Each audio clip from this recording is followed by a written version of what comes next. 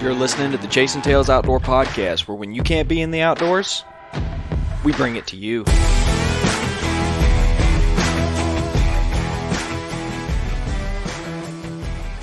Welcome back to another episode of the Chasing Tails Outdoor Podcast. My name is Walt, and if this is your first time listening, I'm joined by my co-host from North Central Florida, not to be confused with Central Florida, Chase. It is the middle of November. Deer are dropping all over this country. It is the rut. Tell me something good about where you're at, dude.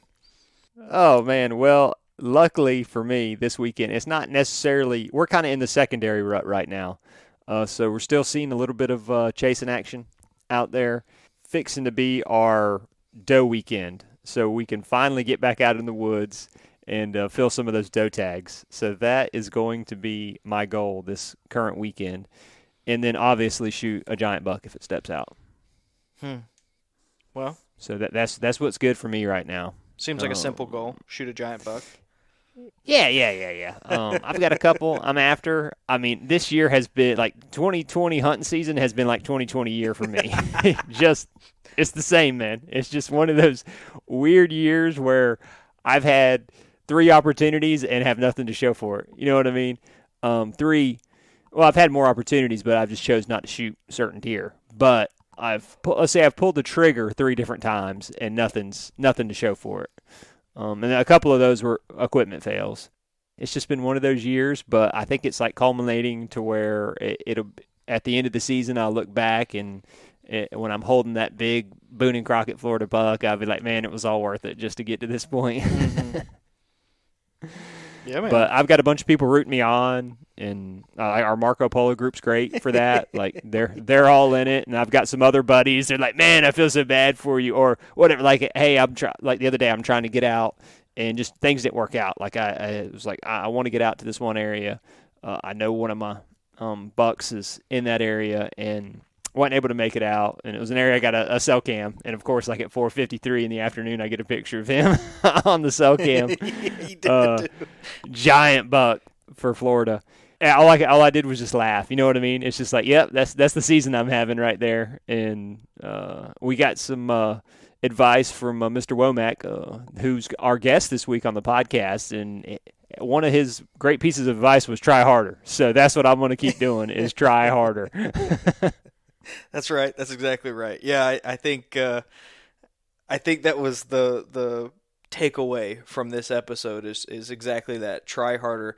Mr. Womack, I'm sure most of the people who are listening to this intro right now know exactly who we're talking about, but if you don't, he has got to be one of the most seasoned whitetail veterans out there right now, who has meticulously, as anyone has, logged everything that he's done, and the man is just an abundant wealth of knowledge and experience, but he's so practical. I think that's what really strikes me about listening to him, is he's just so practical with how he applies his tactics in the woods, and I think it's a good lesson for everyone.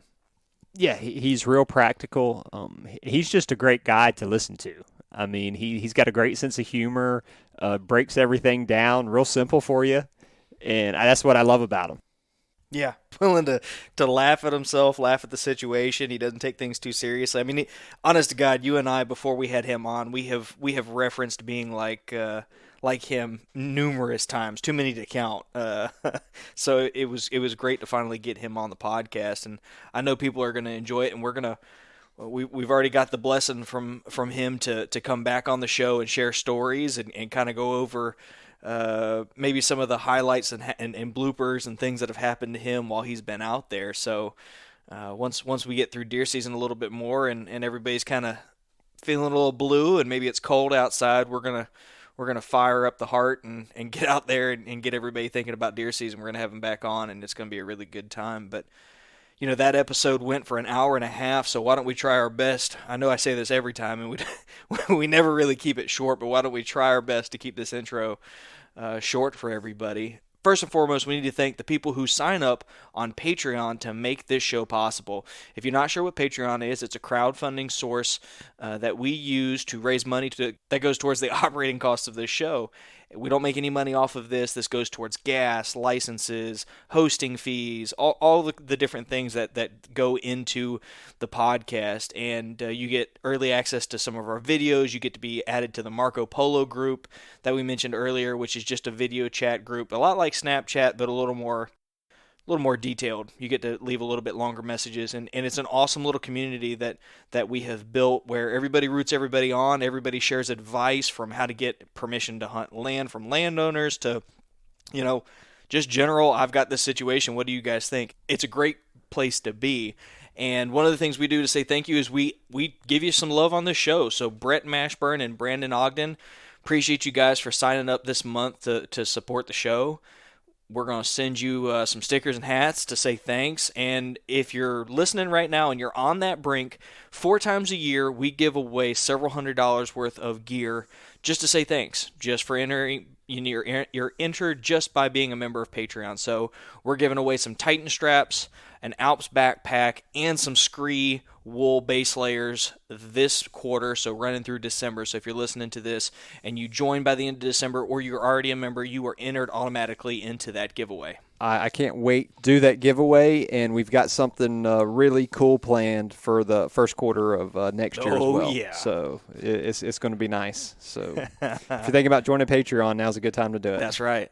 Yeah, I'm really excited. I remember we just had that conversation, so that's going to be a fun time. And obviously, we work with Tethered. They are the title sponsor of this podcast. We are avid saddle hunters.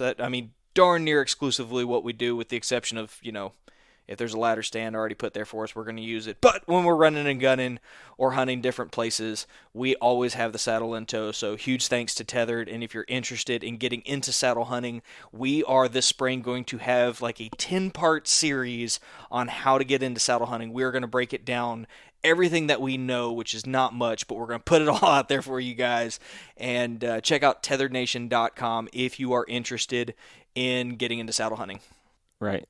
And as most of you know, we've partnered with Scree Gear. I love my Scree Gear, and I believe they're offering a 30% off sale right now on their Mountain Stealth that they're discontinuing. So now would be a great time to maybe talk to that significant other and say, hey, for Christmas, that's right, maybe get me some of this Scree Gear. Or you can always use our code Chasing Tails, all caps, to save 15% off. That's right. It's awesome gear. It's already priced affordably. Throw that 30% off on there. And, dude, now you are cooking with that high-quality peanut oil. We love it. So I think that's the best we could do. We're looking at 8 minutes, 45 seconds. Let's get them to the show. Let's do it. All right. We have a guest on the line that, as I said before we started recording, I have been hoping to get him on the show for quite some time. Mr. Warren Womack. Sir, thank you for taking time out your evening, man. Oh, it's my pleasure. I'm glad to have an opportunity to talk with y'all. Absolutely. And anytime we get to talk hunting, it's a good time, right? That's right. Yeah, that's my favorite subject. I'm kind of narrow-minded anyway, though, so. I think just about anybody who's tuning in probably feels quite similar. We all share that common goal to be outside as much as humanly possible, and I think they're going to enjoy tonight's episode for sure in that regard. But Mr. Womack, if you'd be so kind, why don't you kind of let everybody know who you are and where you do the majority of your hunting? Well, I'm Warren Womack, and live in South Louisiana, just north of Baton Rouge, about 20, 30 miles, something like that. And I'm born and raised here. I've started hunting at a young age of about 7 years old, but it was all small game hunting until I turned 24. We just didn't have any deer in the area, anything. It was all small game hunting. And to deer hunt, you'd have to go up in the northeast part of Louisiana along the river, Mississippi River, in the earlier days. And just had a late start getting into the deer hunting, but my small game hunting taught me how to be a woodsman and how to navigate the woods and use a compass and be familiar with the woods and comfortable in them. And it was a kind of jump start for once I did get a chance to hunt some deer. So is that because deer were just not as populous where you were because of the over harvesting that happened previously? They just never did have many deer down in this area where I was at, Gotcha. and I think the deer in the area I am kind of just bled down from Mississippi. Mississippi had more deer than we did at the time, and it just kind of just overloaded and just drifted south from the southwest area of Mississippi. But to find deer back in when I was younger, or a teenager or whatever, they just didn't have anywhere around where I live. You had, like I said, you had to go up to northeast Louisiana, and they had a few up there. But just got a late start in it. But I think it was 88 when I killed my first deer. Yeah, I was 24, and I killed it with a rifle up in North Louisiana. My uncle had leased 100 acres up there, and he invited me to go up there, and I just got lucky and killed a deer, and it really got me interested in it. And I'd always like shoot bows coming up as a kid and everything, so I got interested in bow hunting. And the next season, I tried bow hunting, and I didn't kill one, but I hit one. I was real ignorant on what it took. They didn't have any education opportunities for bow hunting back then, and nobody to talk to, or no videos or anything like that. It's kind of a learn as you go kind of self-taught deal. And on this 100 acres, I found where two trails crossed, and they had a tree right there. And during the early part of the day, I got some 2x4s and built a ladder up the side of the tree and a little small platform. That evening, I actually had a doe come in, and I shot her and hit her dead center in the shoulder and watched her run off. And I was so ignorant back then that I had to go buy a flashlight. I had to drive about 15, 20 miles to a place and buy a flashlight and come back and look for it. Of course, I didn't find it. I was shooting a doe broadhead. I never thought about sharpening them and everything. And about 2 weeks later, I found my arrow about 150 yards from where I'd shot the deer. But that one little incident just put a burning desire. It thrilled me so much having a deer so close that you could see the eyelashes and everything, and just so exciting to me. It just changed my life, basically, and I got a burning desire to do whatever it took to just put deer inside a bow range, and I started educating myself, and it was like a 4-year apprenticeship program. And after the 4th year, I kind of had it down, my equipment down, and I knew what to expect and knew what to look for, and it all started coming together for me about then. That's awesome. I didn't have a similar introduction in that regard. I did a lot of small game until I got much older, or I had a small game until I hit about 12, 13, and then it was very quick for me to put it down because I grew up in southeast Georgia where there was a bunch of deer, but it took me, Lord, it took me an eternity just to get a deer within gun range, let alone bow range. But I do remember just that first deer, admiring every moment, soaking it all in from how it looks and how that moment felt. And I think that first encounter with a deer is something that most people don't forget. It was an unforgettable experience for me. It was just unbelievable, and I was just so impressed with them, and they excited me so much, and just it's been just a real high priority in my whole life. I've quit jobs. I've scheduled my whole life around those seasons and what have you. But I'm kind of getting some age on me now, and it's kind of seeing the end of the trail for this hunting and stuff. As much as I hate it, I've done so much of it, and I actually know how many days I've hunted and how many hours I've hunted, except for about 8 years. I just keep up with it with journaling and stuff, and it's been a good long ride. But I can see the end of the tunnel not too far off. I think that's one of the reasons why when I first heard you speak, you were talking about those journals, and to me that's kind of something you don't see very much in the deer hunting realm. I mean, maybe I haven't been exposed to it, but that's something that's very popular in the turkey hunting realm. My mentor for turkey hunting recently, really pressed journaling on me and being able to look back and see those trends, but also being able to look back and cherish those memories. If you take the time to put a little bit of, what made that hunt unique, being able to flip back and look through there, that's a wonderful way to never forget a lot of maybe they aren't the high points in your outdoor time, but they come back to you, and that's a great way to kill that, those summertime blues. Absolutely. I was when I first got started, and I had an uncle, and he was 11 years older than me. He was my mother's baby brother and everything. And he was a true hunter, as well as his 5 brothers were. And he impressed on me. He said, you're getting really interested in this stuff, and you're gonna put a lot of time and effort. And he said, you need to start recording all this stuff. Take notes and take plenty of pictures, and record these memories. And and I took him face value for it. And also had a working coworker there that I worked with. And they didn't have no, like I say, back then, they didn't have much hunting in Louisiana, but he went to Texas every year. And he hunted in some swamps down in South Louisiana, in a swampy area. They had some deer down there. And he would bring these pictures on the job site, and I'd look at them. And I was just so impressed with them and everything. So, and he told me to take a lot of pictures and like that. And I took their word for it, and I invested a lot of time and effort. Of course, when I first started, I was limited on what I recorded, but each year I saw other things that I wanted to record, and my stories and writings got more detail.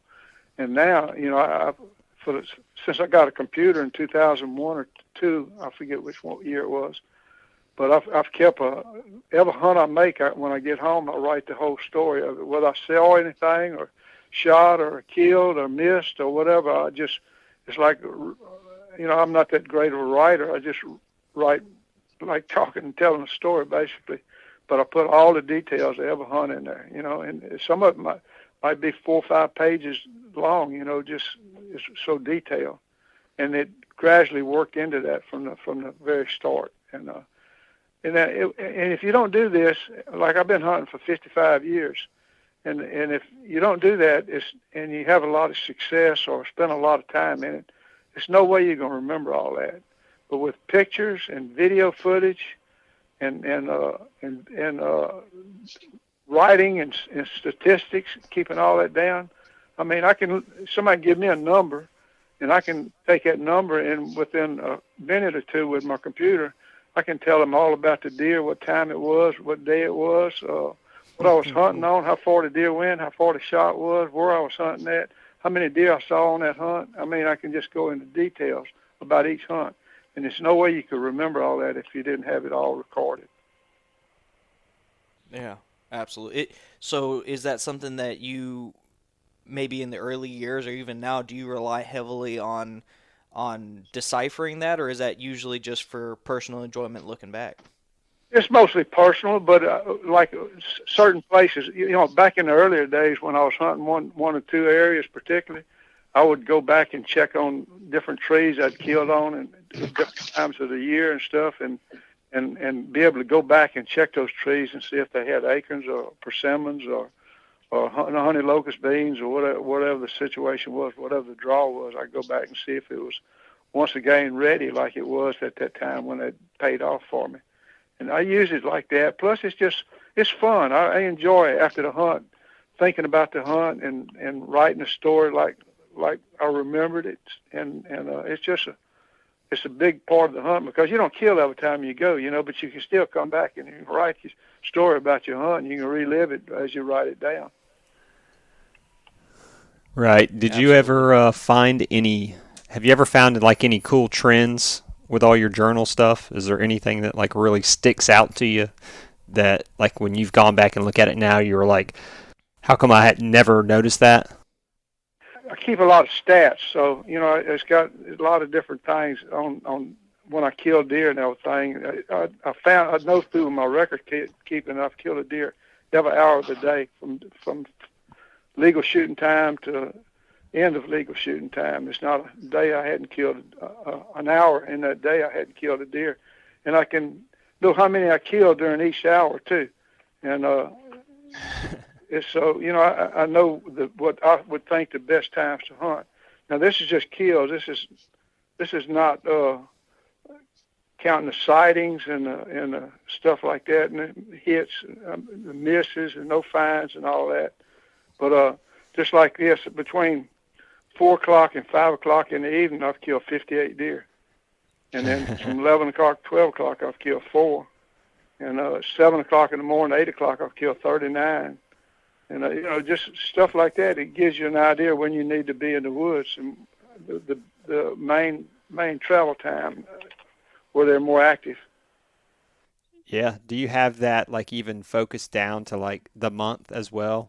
Like, if you said you killed 30-something between 7 and 8 o'clock, was there any month that you noticed that was more prevalent than others? Well, I got the months on my kills and days in the months I killed. Like in October, there's only one day I hadn't killed a deer in October, and that's the 21st.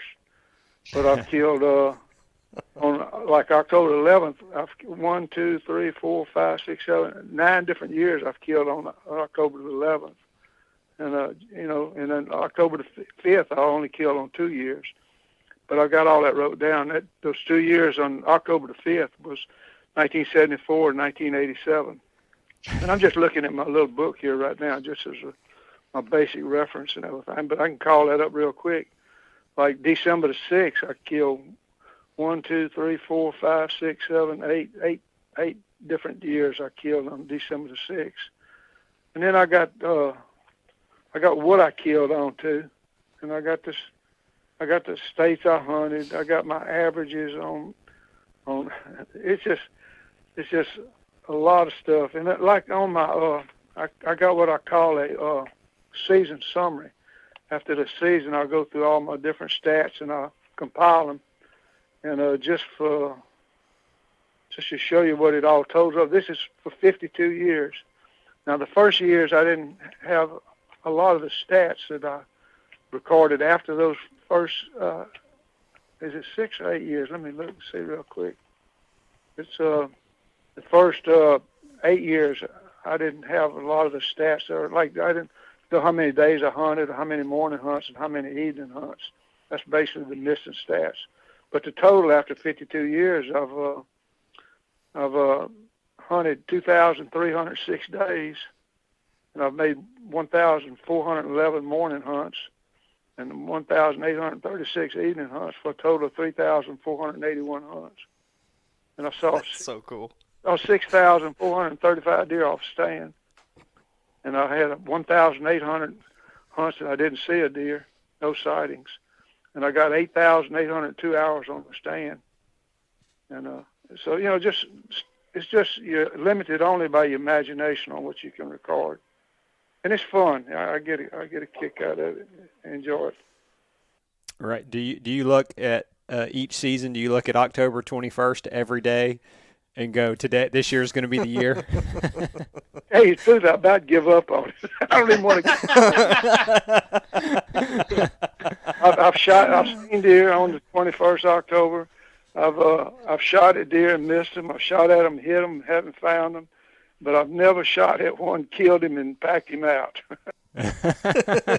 It used to really bother me a lot, but I just laugh about it now. I don't even know if I want to kill one on that day. It used to be Yeah, that's funny. Yeah. You know, I think that it's a fun way, like you said. There's so many different ways. There's an endless amount of ways that you can dig into that and find little things, little trends that maybe they don't matter, right? Like the idea that you didn't kill one on October 21st, it doesn't impact you or your hunting habits, but it's little tokens like that I think we're all too easy, at least nowadays, to get caught up in maybe the end result. But those books they're a lot more about that pursuit in between, and I think it's kind of important to remember and enjoy those moments as much as possible, because if your sole goal is punching a tag at the end of the day, you end up losing a lot of the journey, and that's kind of what makes it fun in the end anyways. Yeah. And a lot of the stories I write, I'm hunting with friends too, and hunting partners and stuff, and I include the information I have from hunting with them too. In other words, things we've seen, things we did, what he did or what he didn't do, or what happened with this, and just it's a whole story. It's a complete story, and I like to record all that. Now, do I go back and read that all the time? No, I hardly ever do it. But I have people ask me questions on different things, and most of them I got an answer for them.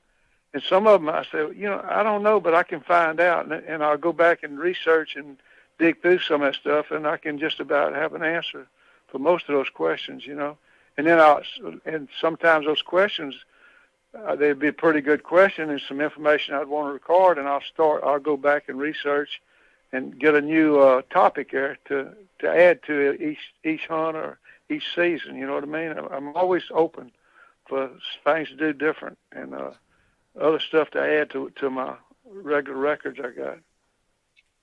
Right. So I'm curious. You hunt with just about every. I think I've seen a photo with you using just about every piece of equipment imaginable, which I love that because I think a lot of people, and myself included, have handicapped themselves in the past. But I'm curious, what's your favorite weapon of choice to pursue whitetails with? Arcadian Woods recurve. Really? Yep, absolutely. Yeah. I've killed the main one I got in 94 season. I've killed 77 deer and 11 hogs with it, and each one of those members are outstanding. It's just fun. I hunted with I think 5 different compound bows. Yes, 4 or 5. Let's see, 1, 2, 3, 4, 5 different compound bows. And I had some real good success with compound bows. But the 93 season, I went back to a recurve, and it had been since 75 since I'd hunted with a recurve bow, and I didn't have the one I'd hunted with back then anymore. And so I just bought me what I did. Let me go into a little more detail since I'm going to talk about this, get the background for it. But anyway, for the 93 season, I decided I was going to go back to a recurve bow. So I made a commitment. I said, I'm going to try this. I was real successful with a compound bow. I killed a lot of deer with a compound bow, and it was hard to put it down. But I wanted it got to be like second nature, And I said, I'm going to go back to that recurve. And when I hunted with recurve in the early years, everybody used sights on them. They had sight pins on them. And I didn't want to use sight pins. I wanted to shoot instinctively.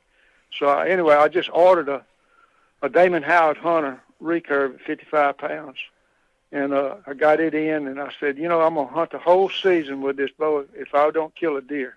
If I go the whole season without killing a deer, I'm not going to touch my compound bow.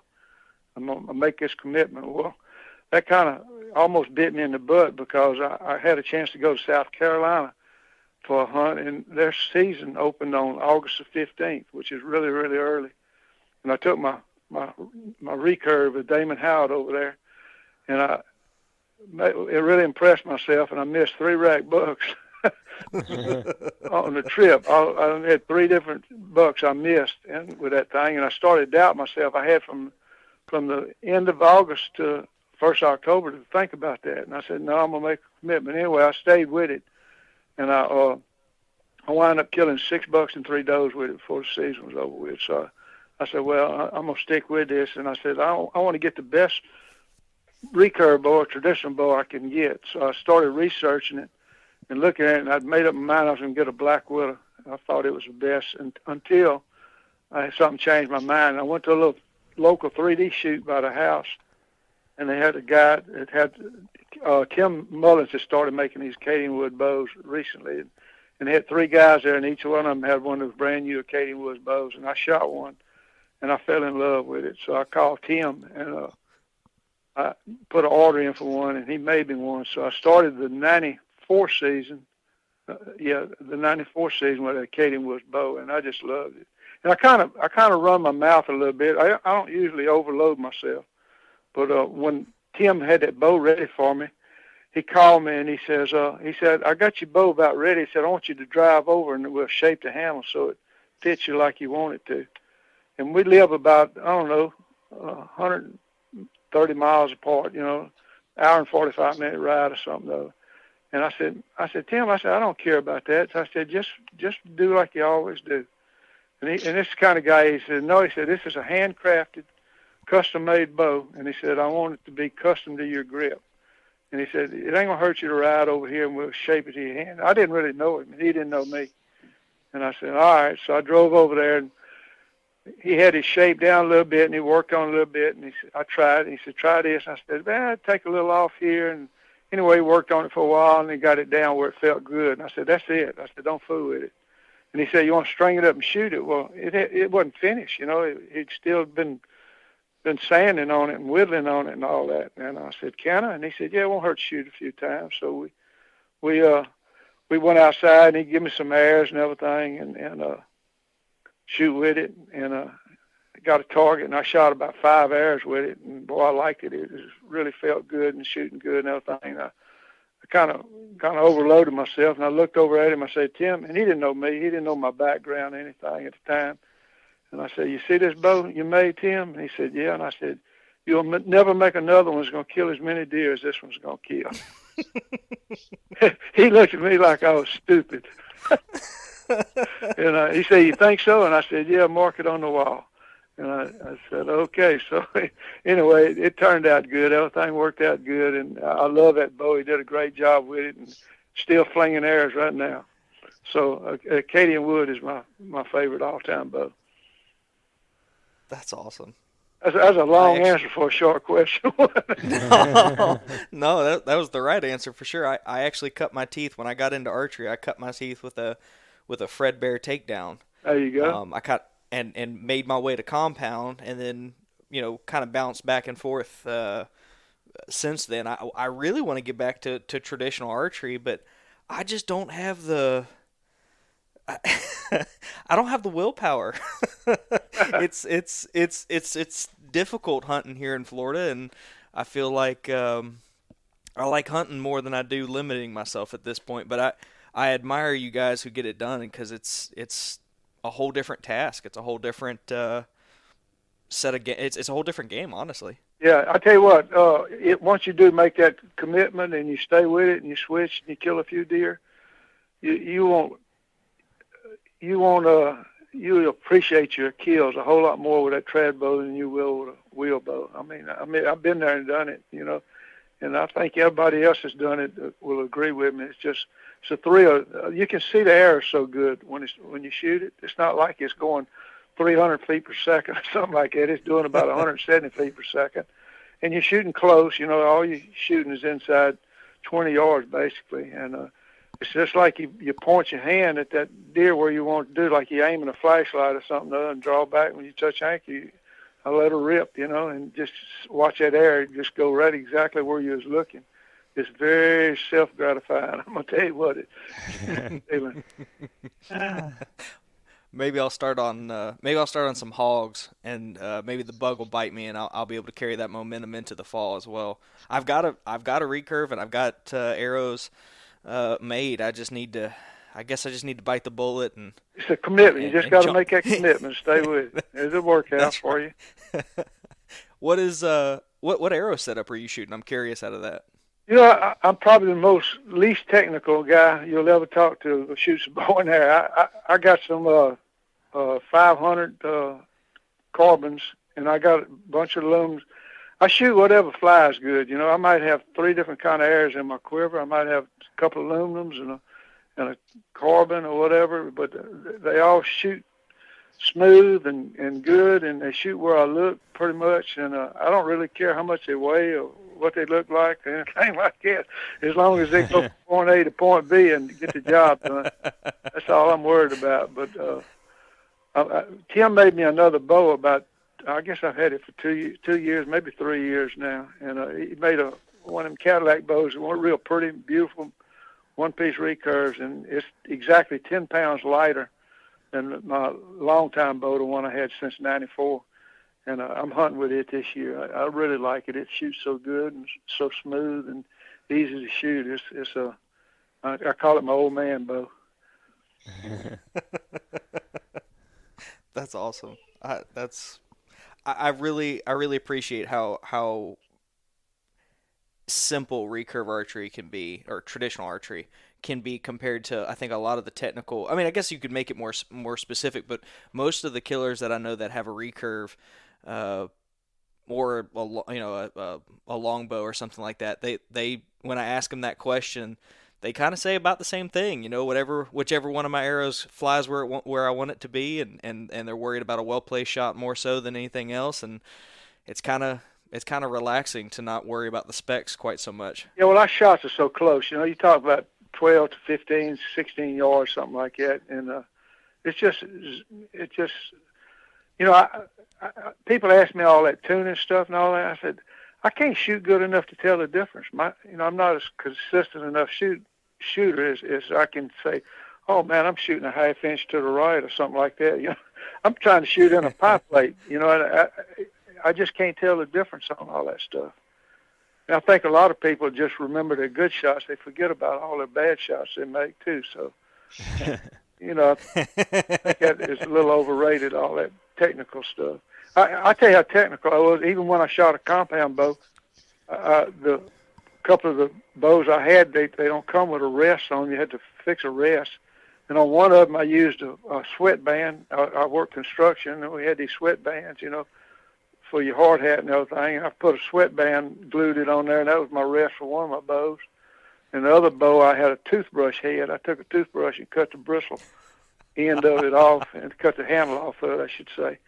And I got some dikes and clipped that brush and kind of shaped it a little bit and got some glue and glued it on that shelf. And that's what I shot off of. Plus, the first compound I had, I was shooting a recurve, and I couldn't stand that big let off I had. It had like a 40% let off when they first come out. And I found out I could reverse the wheels on it. They had like 4 wheels on it. And I reversed the wheels on it and got it down to where it had like a 20% let off. Boy, and I was in high cotton then. Didn't have to fool with that let off.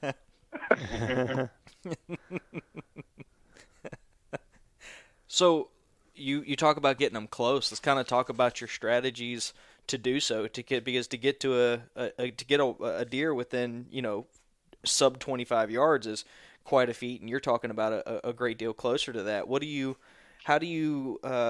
How would you tell people that you go about getting deer as close as you do?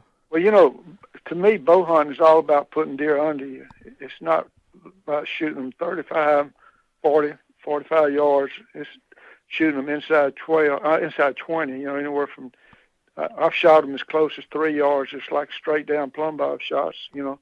And the longest one I killed was 45 yards with my recurve, and I was on the ground scouting for a feed tree when I did that. And he was chasing a doe, and he just run by and stopped, and it was just a natural reflex, just swing up and just quick snapshot, and it just wound up being a perfect shot at 45 yards. But you got to put them in close and hunting destinations instead of travel areas to do that too. You get a place they go into to feed and everything, like oak trees or primary feed trees and everything. That's going to put them in close where you want them.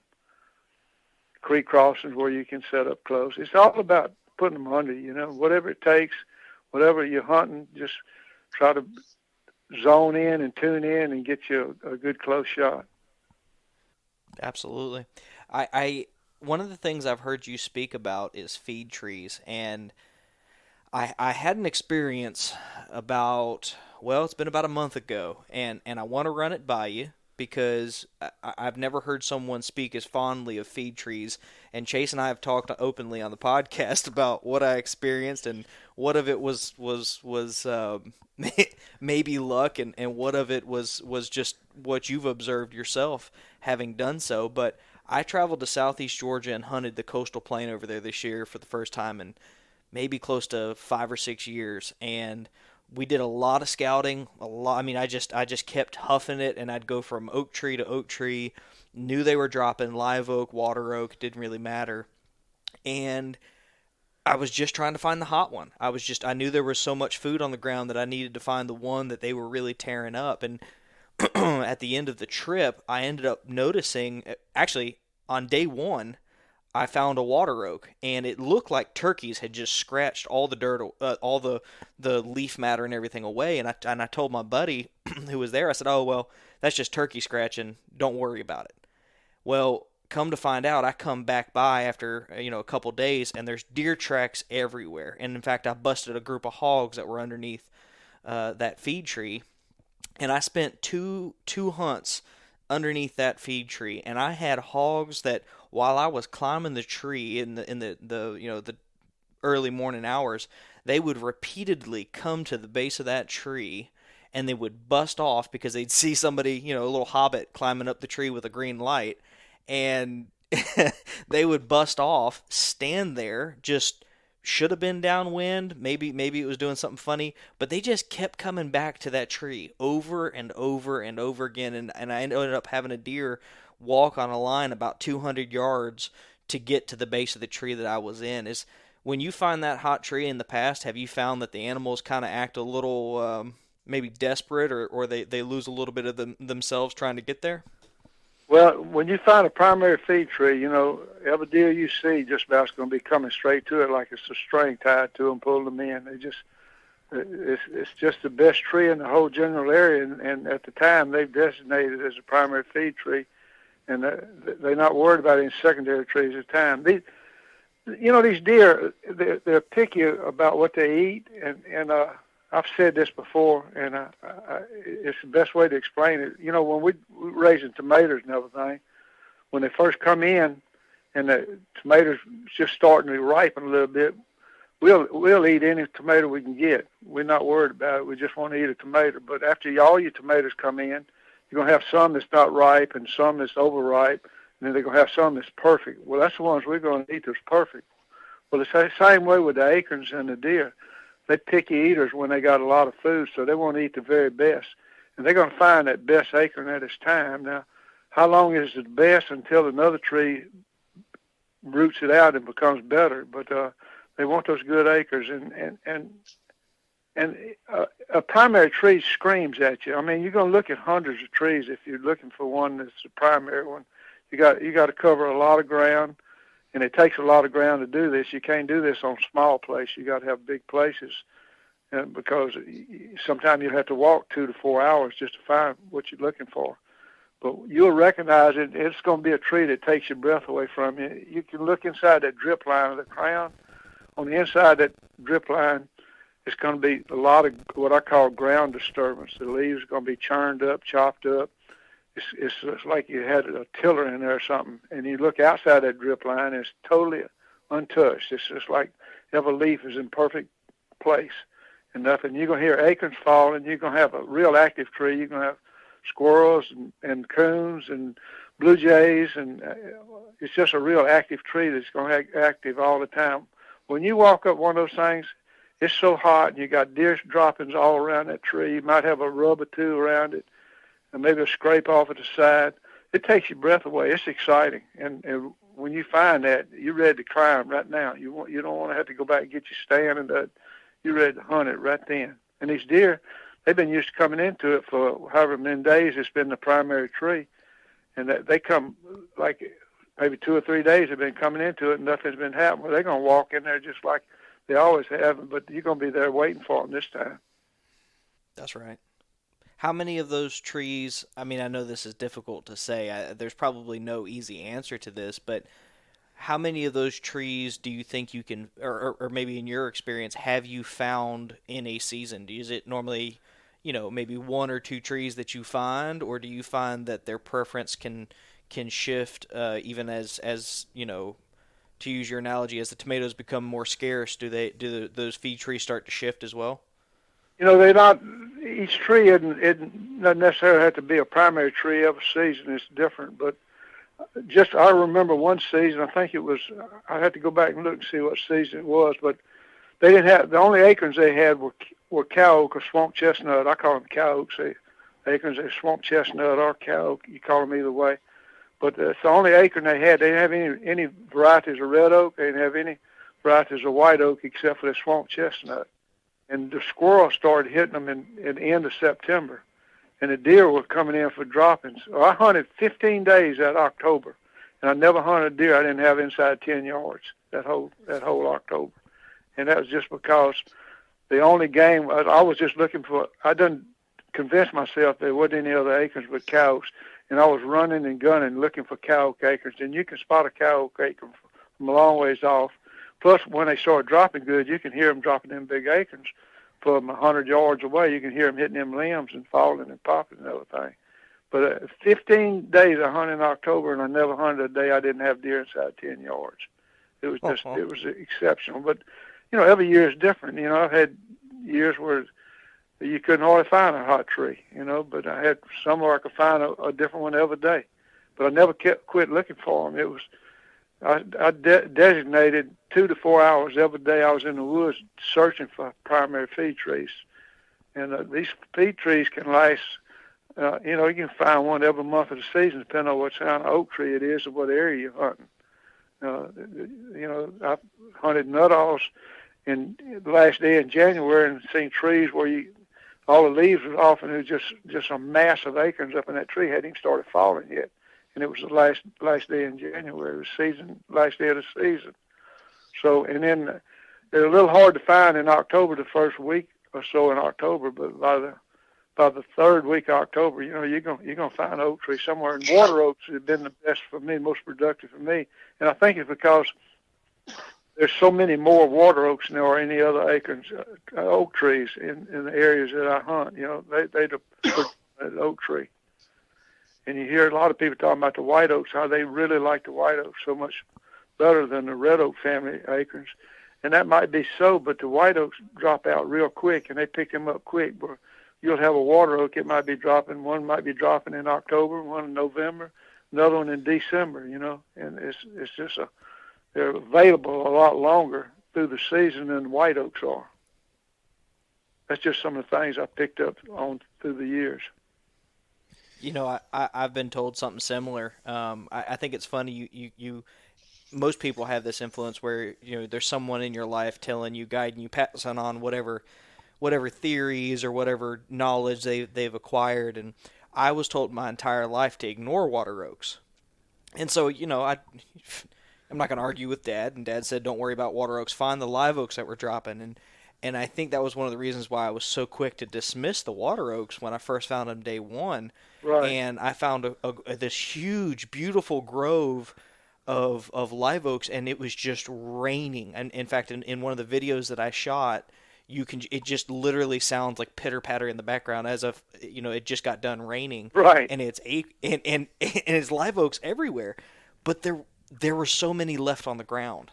And there was so little sign there that by day 2, maybe 3, I started kind of putting, I felt kind of the pieces come together in my head. And I'm like, okay, if these were the preferred thing, if what he said was true, I should see more sign here. And that's when I went back to that other water oak and I started seeing the acorns fall. And then there wasn't anything left. It seemed like they were eating husk and everything, or cap and everything. And that's when I started kind of having that aha moment that I had maybe been a little too partial to the common knowledge and not listening to what the woods themselves had been telling me about feed trees. Yes, it's all about the sign. You got to see sign with an open mind and take advantage of the opportunities that it provides. But it's all about the sign. I mean, if you got acorns falling and there's no sign under the tree where deer are tracking it up and leaving droppings and split acorns and hulls, just sign, Well, I don't care how many acorns on the ground. If they're not picking them up, that's not what they want. They want something else. Right. Yeah. It's sure. a lot of common sense in this stuff. You can't overthink it, you know what I mean? You got to just go by what you actually see. It sounds like you over the years have learned that the woodsmanship of knowing what is dropping kind of helps you isolate and locate which trees you're going to go and check in the season. Obviously, having that journal helps you kind of go back and maybe make some predictions as to which ones might be dropping. But it sounds like my theory, one of the things I've been doing this year more than others is dedicating an entire day to hunting and the middle portion of the day to scouting, even if you feel like you're dropping maybe a little bit too much sign in the area, you're at least gaining, firsthand knowledge for the next time you come back in there. Absolutely. And, that people want to know my secret a lot of times and everything. Well, I don't have any secrets, but what I attribute to a lot of my success is daily in-season scouting. I mean, the deer change their pattern constantly. They go from one thing to another. And if you just get set up on the first thing you find them doing and keep trying to hunt that, I mean, you're going to miss the boat because that boat is moving from one place to another, feeding and stuff. It's steady changing, and the only way you can keep up with it was putting your time in the woods, walking and looking and observing stuff and looking for the most sign available at the time. And that's what you want to hunt.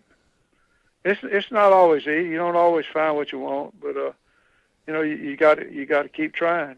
It's the hunting season is not a sprint; it's a marathon. That's right. Yep.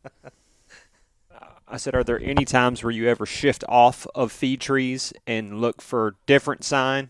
See, well, I'm looking for feed trees all the time, but if I find a creek crossing that's really hot or good, I'm gonna hunt that. If I find like a line of rubs or something up through a thicket, like a little funnel area, I'm gonna hunt the most sign available at the time, no matter what it is or what the setup is. I scout with an open mind and take advantage of the best stuff that I can find that I think will produce a close shot.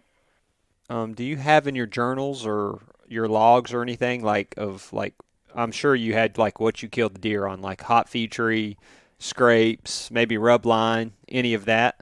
Oh, I do. Yeah, I've got it. Every kill I've made, I've got what I killed it on, and then sometimes it's like a combination of two or three things. You know, I might be on a creek crossing that's got an oak tree right there in it, and it's also a pinch point. It's a lot of different.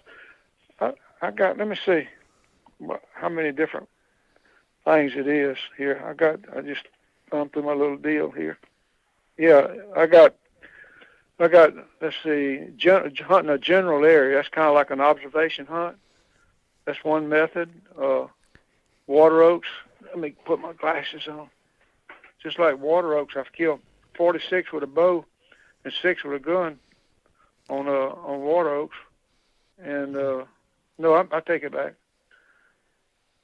I've killed 6 with a gun and 53 with a bow on water oaks. Red oaks I've killed 17 with a bow. Cow oaks I've killed 13 with a bow and 1 with a gun. Nuttalls I've killed 25 with a bow and 4 with a gun. White oaks I've killed 13.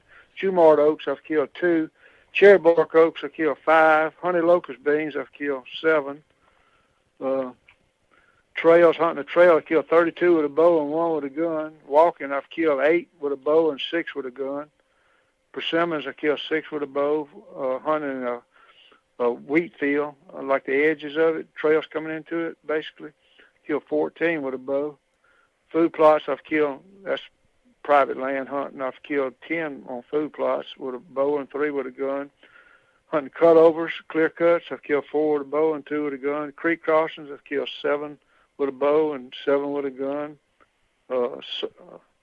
And then dogs, I've killed 1 with a bow and 3 with a gun that dogs were running. That wasn't a dog hunt or nothing. Somebody's dog was running a deer in the woods I was hunting. And then I've killed them calling and I've killed them rattling. So that's basically how I've killed my deer. So there is no, what I'm getting, there is no just one way does it all. Like you're like you said, you're constantly adjusting, trying to figure out where the deer are, and going in with an open mind and not letting anything kind of cloud your judgment. Take advantage of the most sign you find at the time. It's all about recent. And then I walk a lot of creeks too. Some of the areas I hunted, they had these big sandy bottom, dry drainage creeks. You know what I mean? They might have a little pothole of water here, there, and yonder. And you get down there in that creek, and you can walk and go around those little pots of water and that thing, and you find where the deer crossing real heavy, and the sign will show up real good on that sand. It'll be all churned up and shot. And what you do, I climb up the bank, and I walk out there the way they were coming through there. I take a compass bearing and go out that compass bearing, looking for if there's a bed in the area, if it's a destination or whatever on that one side of the creek. If I don't find what I'm looking for, I come back to the creek and I take the other side and walk the compass bearing that they were running on and go out in there. You know, I'm not walking I'm looking for 50 to 60 yards on both sides of that line for trees. And a lot of times I found active feed trees that were primary like that, just find this crossing sign at the creek and backtrack on it, or both ways from the creek, and find the destination they were going to and set up on the destination. Because if you get on the destination from a creek crossing, you're going to have probably deer coming from the creek at crossing coming to it, but you can also have other deer coming from the other directions, possibly coming to that same tree that wouldn't necessarily be crossing the creek. Like, you just got to have an open mind to this stuff. It's just common sense, basically. Right. I love how practically you come about this. I think I am definitely guilty of overthinking it. Like you said, I find myself trying to be this super analytical dude that if I found a sign going in this direction, I'm trying to, come up with some kind of pattern that's there, when sometimes it's just as simple as natural funnels, food sources, bedding areas, and putting yourself in it sounds like high probability locations. Right. And the more times you hunt, the better opportunity you have to cash in on it too. I mean, instead of making 10 hunts a year, you make 20 hunts. It doubles your chances. That's right. Yep. Yeah. That's definitely Chase. I think he hunts more than just about anybody I know. He's got the right schedule for it. Well, I don't hunt as much as I used to, that's for sure. I've backed off a whole lot. Yeah. The more I'm in the woods, the luckier I am, or the better hunter I am. That's right. It's always having opportunity. Yeah, absolutely. So I'm curious, how did your perception of what you were going to shoot change with the times? I mean, I'm sure when you were cutting your teeth, anything that was legal table fare was probably running for its life. But you're looking at 300 plus kills. I'm just curious, when you set out now, do you have something in mind that you're looking for, or are you still just going out there and if it gets you excited, that's what happens? Yeah, I used to not pass on deer. The laws were limits were real liberal. The time I was real active and doing good, there was one a day, no season limit in hunting 3 states that I hunted annually. And, you didn't have any restrictions on what you shot. You shoot a buck or a doe, and there wasn't no antler restrictions.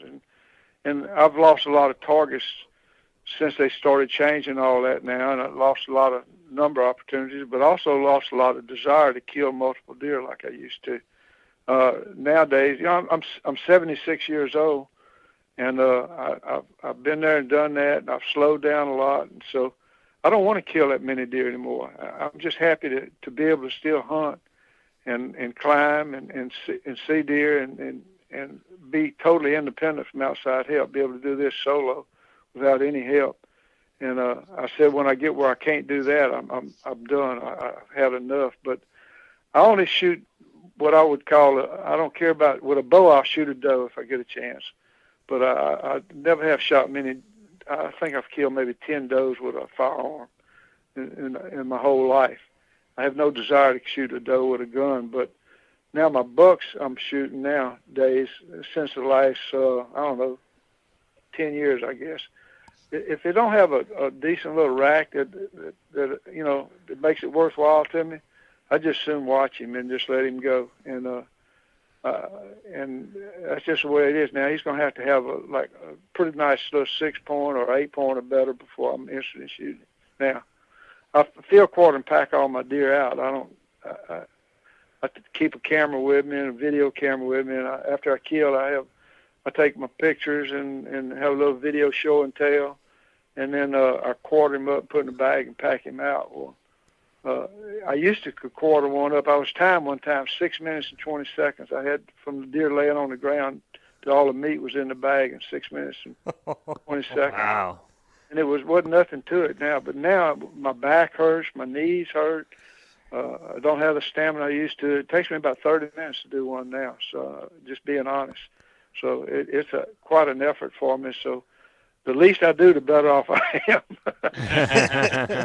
But I will go to the trouble for an 8-point or something like that, Sure.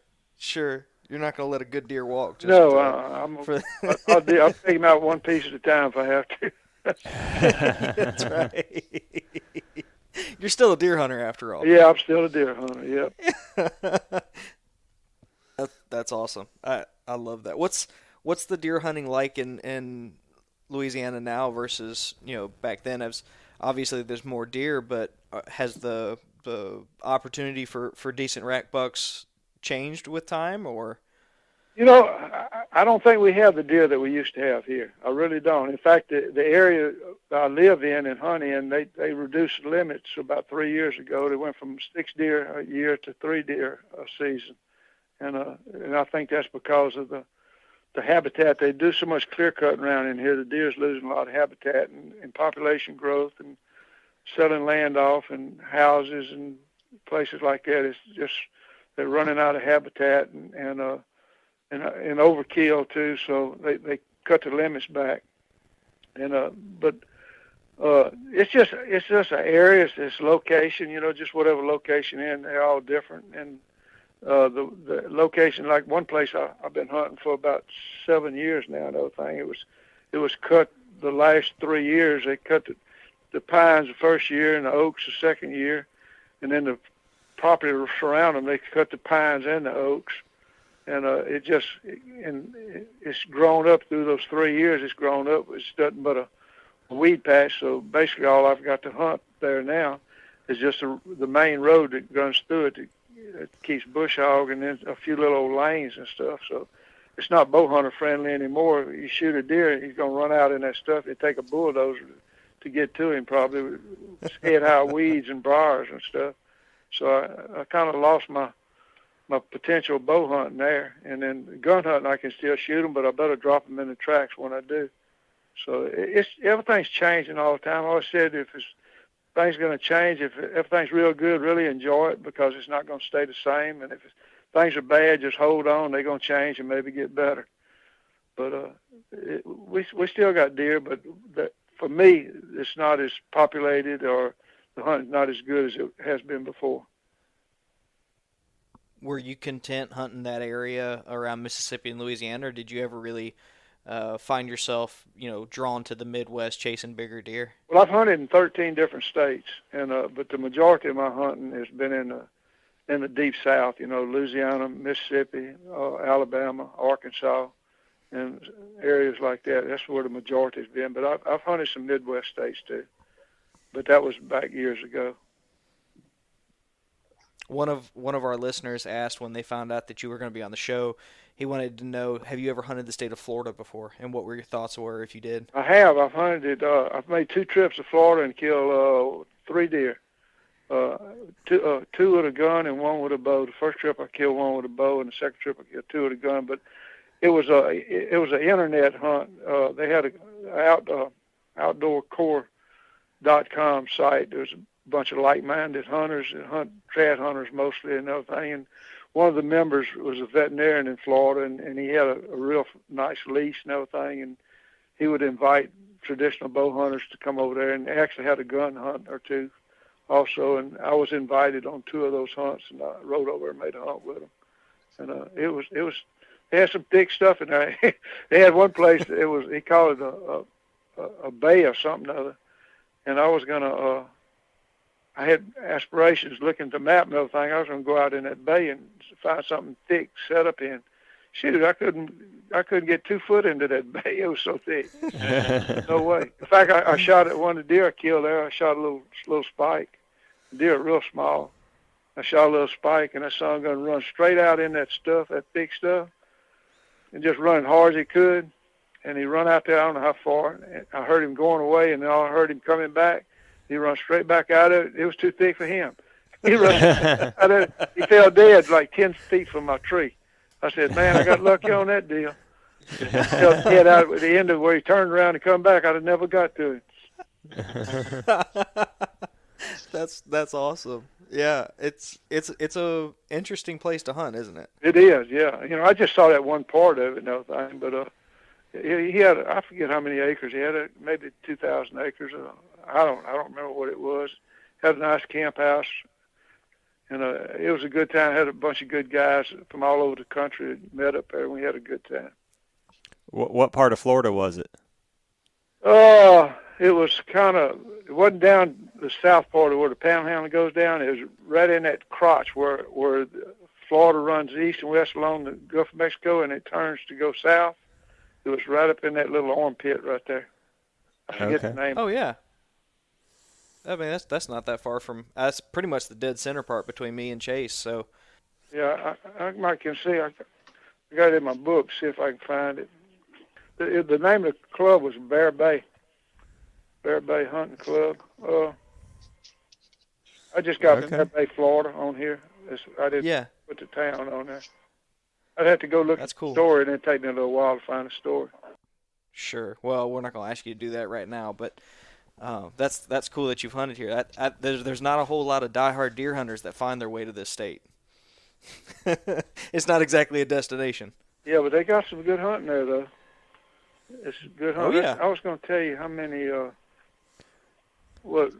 many the states I hunted in. I got it right here if I can find it. Well, you would have liked Florida for a long time, Mr. Warren, because it was 2 deer a day every day of the season. Yeah, so. That's nice. That was my kind of back in the old days. That's right. I was pretty bloodthirsty. I'm gonna tell you. I ain't gonna lie to you. Yeah, all right, these are states I've hunted. I hunted in Mississippi, Louisiana, Alabama, Arkansas, Florida, Texas, Colorado, Tennessee, Georgia, South Carolina, Missouri, Oklahoma, and Illinois. Wow. That's awesome. And have you killed a deer in each of those as well? No, I wish I would have, but I haven't. Yeah. Gotcha. I made some no-kill hunts. What's your favorite state to hunt? Probably Mississippi. I'm most successful in Mississippi than any of them. And, of course, I like hunting in my backyard. That's pretty convenient. Yeah, I imagine so. I got a stand-up right here. It's not a stand-up. I got a tree I climb. It's probably 50 yards from where I'm sitting in this house right now. Nice. That's fun there, boy. That's awesome. Talk to us about saddle hunting, Mr. Warren. Yeah. How long have you been hunting out of a saddle? This is my 4th season. I started in the 2017 season. I had tried a saddle back in 2005. It was called a tree suit, and I was on tradgang.com, and people started pumping it up and talking about how great it was and all that. And I had a pretty mobile system already. I had a Dick Idle lock-on limit, weighs 6.5 pounds, and I had my spurs or woodpecker drilling boats that I used to climb with. And it's pretty portable and pretty light. I used toward the latter part of the years, I used it. But since 2010 or 12, I started using a rock climbing harness for safety factor. And I was real satisfied with it and everything. And I listened to a podcast with John Eberhart. And he's a good salesman, man. He talked good about the saddles and got me interested in it. And so I found saddlehunter.com on the internet, and I started researching it and reading that stuff, and I got real interested in it. And the Kestrel had just come out as the first new modern-day saddle that come out, I guess, from Ariel Hunter. And they had a pre-sale. They just started a pre-sale on it, so I went ahead and ordered one. And it didn't come in until about November, I guess, mid-November before it came in. And I started hunting in it. But while I was waiting for it to come in, I was steady on that website, saddlehunter.com, and I educated myself. And, they got a lot of guys on there that know what they're talking about and a lot of experience, and they share their knowledge and experience on there. And I learned as much as I could. But when my saddle did come in, I pretty much hit the ground running. I knew what to expect, and I figured it out real quick, and I started hunting with it immediately. But my main reason wasn't for mobile; it was for safety. The age I'm getting to, I do a lot of solo hunting and everything. I just can't afford to fall, and I don't think I would hit the ground with that rock climbing harness. And I learned how to self-rescue with it, but I just didn't want to take a chance. And it's used correctly, it's just impossible to fall with that saddle. I mean, you're hanging in it. There's no possibility for error that I can see. And so that's why I mainly went to it. But after I got it, I got it tuned in and got in saddle shape and everything. I really appreciate it for the comfort and everything. But probably ought not say this, but I'm trying to be truthful with everything. Through the years, I've actually rotated back to my old way for bow hunting. I never was comfortable with the bridge being in the way, and I don't shoot as good out of the saddle with a platform or a ring of steps as I do off of a lock-on stand. There's just something about it, and I want to be able to shoot my best when I'm bow hunting for a deer or something like that. I don't want to take second fiddle. So this year I went back to bow hunting out of my lock-on limit and with my rock climbing harness. But when I gun hunt, which I've got to gun hunt as much or more than I bow hunt. I used to be all bow hunt. Now I'm kind of went back into the gun hunting a lot. And now when I gun hunt, I love that saddle. It's just absolutely perfect for gun hunting, and I use it a lot. But I did revert back to my old way of doing it for bow hunting. Now this is what a trad bow. My bow is 62 inches long, and it's not like a little compact compound bow, which would probably be a whole lot better, and it wouldn't make any difference using one of those. But personally, for me, I just shoot better off of a lock-on stand than I do out of the saddle with my recurve bow. Right. Yeah, Makes sense. I think that's really what I think it matters most. It doesn't really matter what you're using as long as you're confident with it. I mean, if you wanted to use a cheap, heavy climber, and that's what you felt good from, and you shot good from, and you're willing to use it, I think that's what people should use. I think we be in the community, we can be a little like all or nothing on things, but it sounds like you figured out systems over the years that work for you. But how'd you come about using the climbing spurs? Were you an arborist prior, or did you have any experience with that? No, I didn't have any at all. It was just filling a need. I needed a way to get up in a tree, and that the spurs were just the fastest, most portable, and you climb any tree, go around limbs, whatever. And I just strapped them on and started climbing. And they're not for everybody. I got real comfortable with them pretty quick. You start off, you just take short steps, and your feet are about shoulder wide, and apart on the tree, and you just take short steps and go up a little bit and come down and get used to going up and down and gradually work your way up to hunting height and everything. But I started with those in, I think, 72. I started climbing with spurs and hanging and we made our lock-on stands. They didn't offer them back then. They had a pipe fitter welder, friend of mine, I guess you'd call him a friend, acquaintance. And he probably made the first one that's ever made around here for sure. And I kind of saw one of his stands, one he made, and I was an electrician and being EMT and pipe and stuff like that, and I designed my own little design, which is a little different than his, but basically the same thing, and made a solid model. And then I had a hunting friend, and he's a pretty good welder, and he welded it all up and everything, and then we figured a way to make it fold, and then it was still bulky and everything, and so then we had the third modification on it was the last one. Although we got it down to, it was an awesome stand. The seat didn't fold; it was a solid in place seat. But that thing was just it was just perfect. I mean, it was solid, most solid lock-on stand I ever hunted out of. And it was only problem was we couldn't get it under 10 pounds. And about that time, Dick Idle come out with the lock-on limit and lock-on what is it? The lock-on limit and the lock-on. I went blank. Anyway, one of them weighed 5 3/4 pounds, and the other weighed 6.5. Well, I bought the one that's 5 3/4 pounds, and my hunting partner, he bought the one that was 6.5. And the 5 3/4 pound was just a little bit too small for me. I was taller than my hunting buddy and everything, so we traded. So he wound up with my I can't recall the name of that thing. It's a Dick Idle limit. I can't bring it up. But anyway, we swapped, and I wound up with the limit, and he wound up with the other one, and we're both happy with it.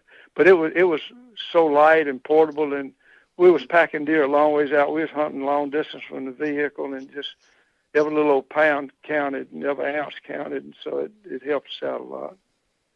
I'm envious. I've been given enough differing answers. I've had some wardens tell me they're legal here in Florida on public land, and I've had other people tell me that technically they're not.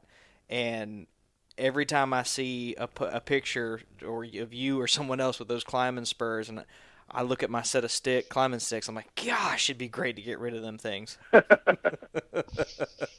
Yeah. They really they're pretty good. You just walk up there. You got 4 straps, and you step in them and buckle in 4 straps, and just take a step, and just like walking up a ladder. It's pretty smooth. I got some videos of my hunting partner Lloyd climbing. Man, he just makes it look so easy and smooth. He climbs a lot smoother than I do. Just it makes it look effortless. So I'm curious.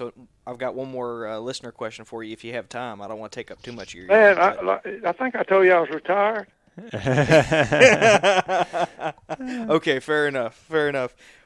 One of our listeners asked, and I think this is an interesting question. I probably wouldn't have thought to ask this myself. When you grew up, there wasn't a whole lot of information as readily available as it is for someone now who can YouTube and maybe get too much information. His question for you is, if you were growing up today, if you were starting over today, would you have done anything differently? Do you think that technology would have shaped how you hunted as a deer hunter? Do you think it would have a good effect or a bad effect on you? He's just kind of curious. That's a good question. I never thought about that, but information is great. You don't have to just live by everything you hear, but you take what you hear that works for you, and you make it and you use it. But I don't think you could get too much information. What you accept and use is what you got to figure out for yourself. But I think it would have helped me a lot. I read everything I could get my hands on. They just didn't have much out there. It's just flooded with stuff now with Instagram and Facebook and YouTube and these different websites that used to be real popular before Facebook and Instagram come along. It was just a wealth of knowledge and people's experiences, and what works for one person wouldn't necessarily work for me. But it's something to think about and consider anyway. Yeah, I've been open to any help I could get. That's for sure. Did you ever utilize trail cameras or anything like that in your hunting? The most I ever had at one time was 2, and that was last year. And one of them quit working, and it was a little cheap one. And I got an Exodus.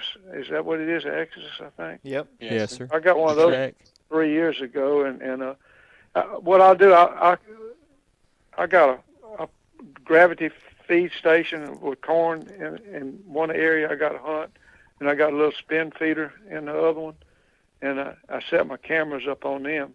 We rarely hunt them. It's just more or less to kind of get an inventory of what's in the area. But I've never really based any of my hunts on trail camera information at all.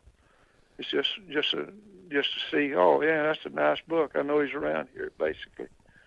But you can't get too much information. I can see where these guys have like a trap line with traps. They got a camera line, cameras out all over the place. The more information you can gather, the better off you are. You pick and choose from that. Yeah. I just don't want to spend all that money on cameras and batteries and stations and going back and forth and check them and all that. That's not what I'm interested in doing. Don't make me right or wrong. It's just sure. It's personal. Yeah. I was just going to ask him, did you ever have any of like target bucks or any bucks that you kind of chased for a few years or anything like that? Or were you just simply, I'm setting up in the freshest sign and then whatever comes in, that's what I'm going to shoot? I never hunted for a target buck. I had pictures of some that I would really love to kill and everything, but getting a picture of one at night is a lot different from getting a shot at one in the daytime. Right.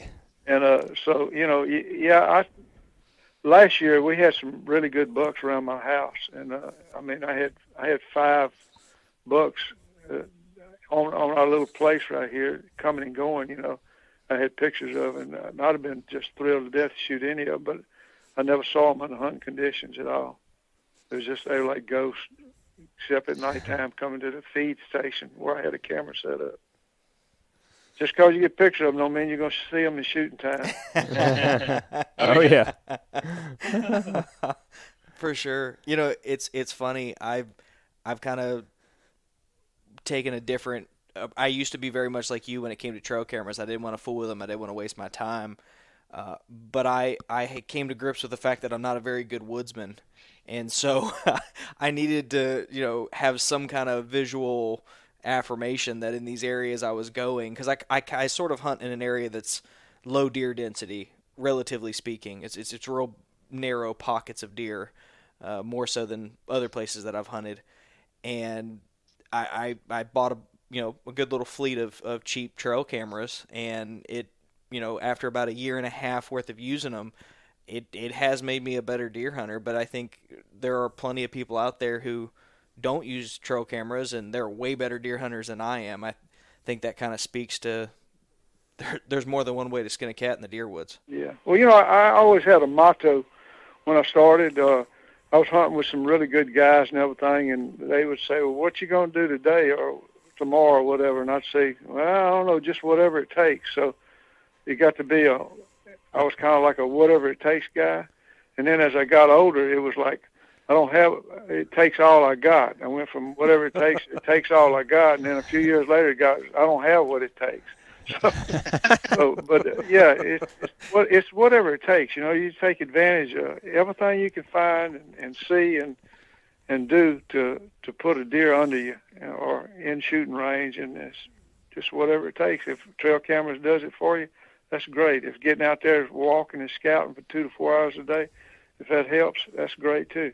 It's just everybody's individual, and it's good to know what other people do, and you can pick and choose from that to maybe help you yourself too. I'm curious, do you ever see any trends in the hunting community that kind of concern you about maybe the direction that it's heading, maybe changes in emphasis in the hunt? Do you think that, you know, as a community we've grown in a positive direction overall? Oh, definitely, yeah. I think hunters nowadays are a lot better than they were back in the old days. I mean, you got a bigger percentage of really good hunters nowadays than you had back then. I mean, it's so much knowledge out there, and education and information, you know.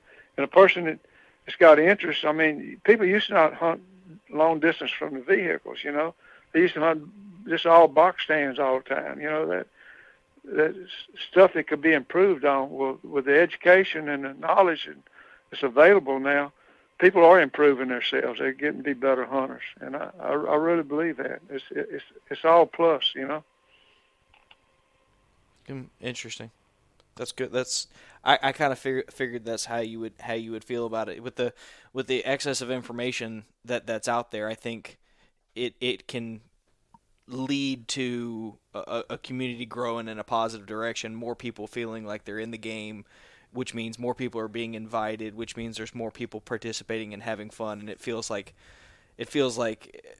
in my time I've seen more participation very quickly, because I grew up with YouTube becoming something that, you know, you would search things and sometimes the answer wasn't there still. You know, right. Whereas now you sometimes have to sort through the videos to find the specific answer you're looking for. So I think a lot of people who are coming up now have a real rich ability to enjoy the outdoors quickly. Absolutely. You know, social media, just everybody shares, you know, and there's a lot to be learned from this sharing. And you can really improve your odds if you look at it at face value and then weed it through it and pick out what works for you. What works for somebody else might not work for you because of a different type of habitat or environment or something like that. But you can still find stuff that's similar to what you're doing that you can take advantage of. Absolutely. I'm curious, who you I know you said you did a lot of reading. What resources did you have back then? Was it Field and Stream style magazines, or? Yeah, it wasn't much. They had 3 outdoor magazines. They had sports of field, field and stream, and outdoor life. And they had maybe one or two actual bow hunting articles a year. And, of course, I subscribed to them, and I read everything I could. I read cover to cover. I was a big reader. I get my hands on. I was subscribing to Bow Hunter magazine when it first came out. I got a huge collection of that. I got a huge collection of North American whitetails. But when I got a computer in 2001, all my magazine and book reading, it just bottomed out. I had so much on that internet that interested me, and it was such a good tool for learning and educating myself that I just quit doing the magazines altogether. And you can find anything you want on that internet, and it's a lot of opportunity for people to better themselves. Just going to what they, a lot of it won't apply to you personally, but you can always find stuff that'll help you. You can have any question you got just about answered one way or the other through social media now. Well, Chase, I've got one lingering question, but it tends to be the question that I close things out with. So do you have any areas you wanted to hit before I ask that question? Mr. Womack, a lot of our listeners are new to hunting, maybe been in it for a couple of years, and they're hunting public land, and some of them are struggling. What type of advice would you give to a new hunter who might be struggling on public land? Try harder.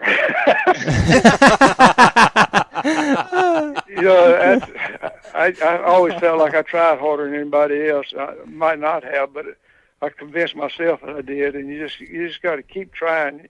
You're going to have a lot of disappointment, and you're going to have a few rewards, and a lot of those rewards are going to outweigh those disappointments so much you're going to forget about them. But you just got to keep at it and try hard. I mean, if you think you're going hard and doing everything you can to provide a good hunt for yourself, just do a little bit more, and it's all going to pay off. Hard work pays off, that's for sure. How many years did it take you in your pursuit of whitetails before? I'm sure no one honestly says I wake up every day thinking I'm going to kill something, and they do. But how long before you started really feeling strong in yourself as a deer hunter? I'm just curious. 4 years. It was like an apprenticeship program. And after 4 years, my success really started taking off.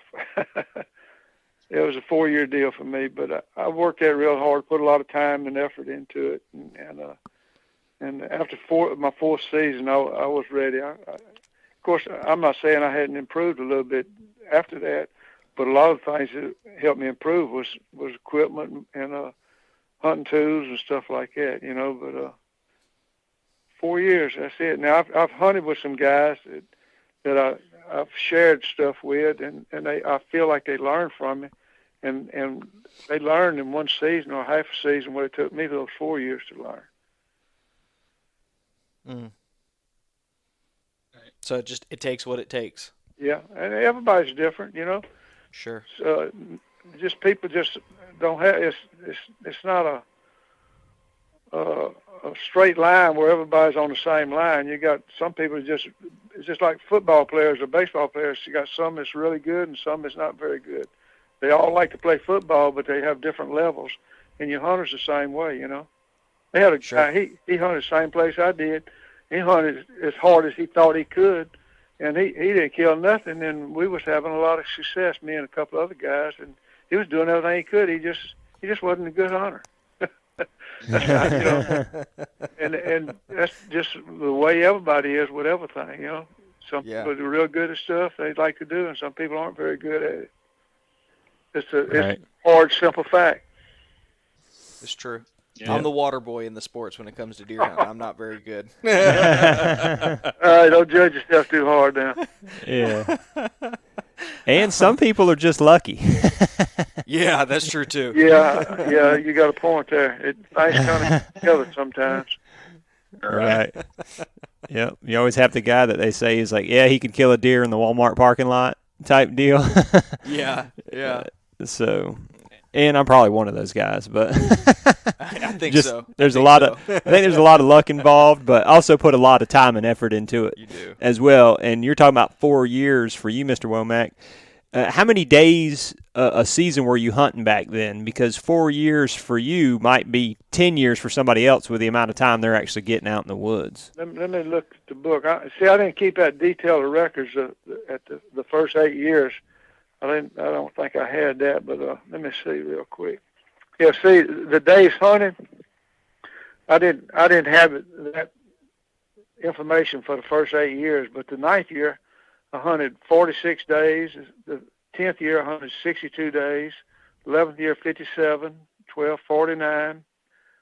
61, 61, 55, 47, 40, 66, 22, 59. You know, a lot of days. That's up to 95, and then there's some days here. I hunted 70 days in 2007, 2008 season.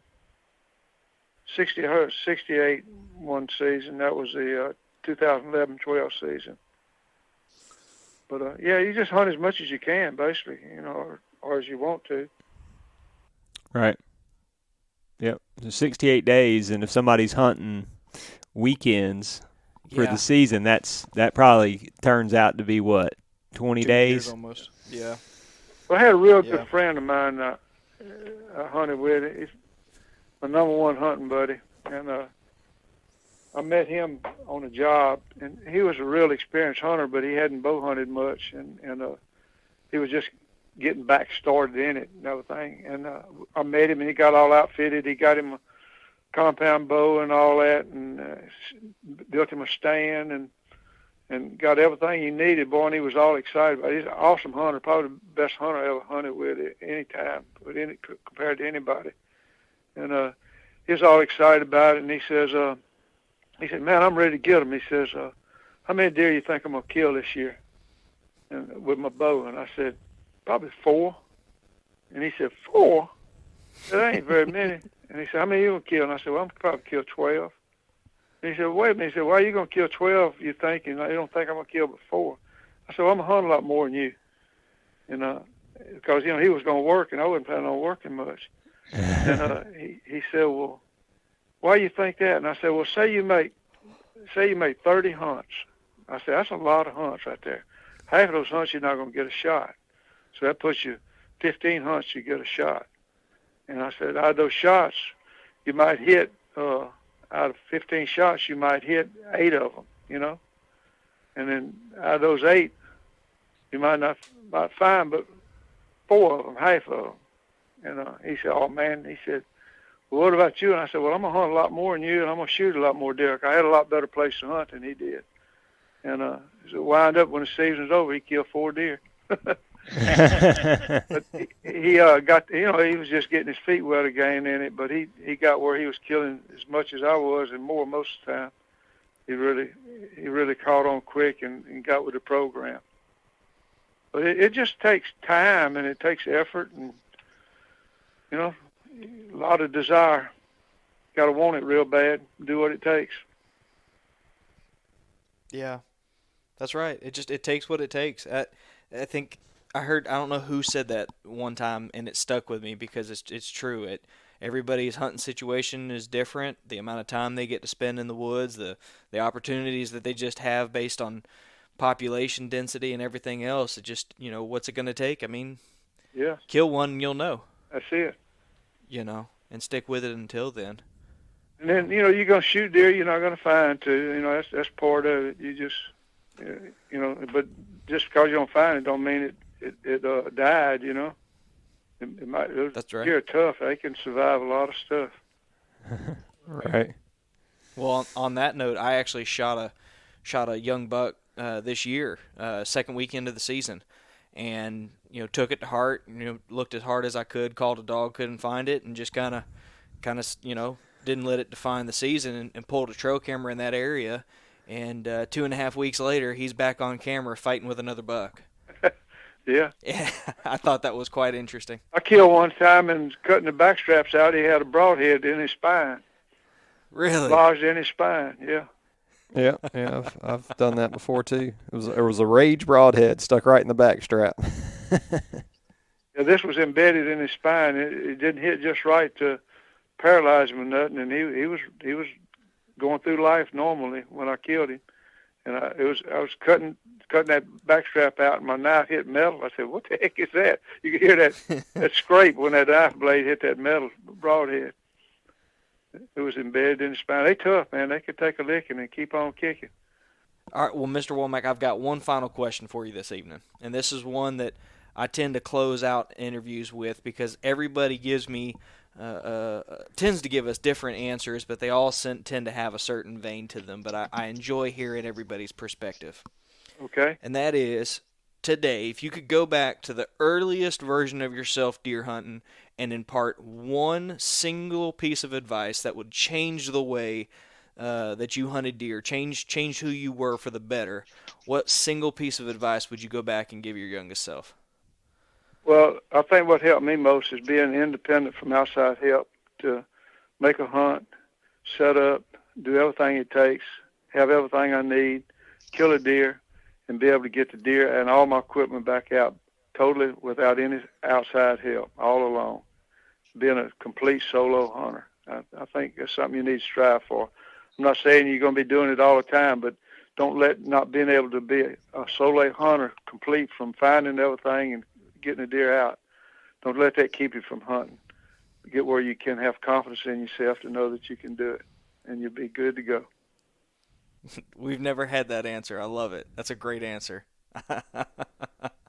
Mr. Womack, I appreciate all of your time, and what I would love to do is if we could borrow you in the future, I'd like to just swap some hunting stories because you got a bunch of kills, and I'm sure there's some of those that stand out to you to this day that would be entertaining and maybe in the off season would be a great way to pass the downtime between seasons. I'm up for it anytime you want to.